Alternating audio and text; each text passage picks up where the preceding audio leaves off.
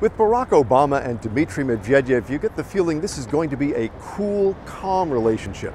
They keep using the words businesslike and professional to describe how they're dealing with each other. These, of course, are two trained lawyers, and it's almost as if behind closed doors they're swapping exciting stories about the finer points of the law. By contrast, George W. Bush and Vladimir Putin had this earthy relationship. They called each other by their first names. They visited each other's vacation homes. Bush famously once looked into Vladimir Putin's soul and found someone he could do business with.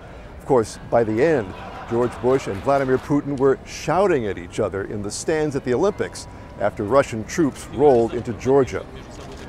Now, with Bill Clinton and Boris Yeltsin, it was much more unpredictable. One minute they'd be really serious, the next, something that Yeltsin said would have President Clinton convulsed with laughter.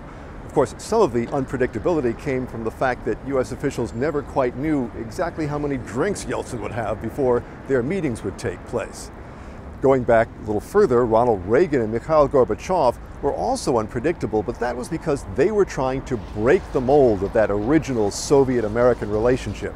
I'll never forget the time that Gorbachev first took Reagan for a stroll here in the streets of Moscow. It was just absolute pandemonium with passers-by and cameras going every which way, pushing and shoving. It was really something that had never been seen before.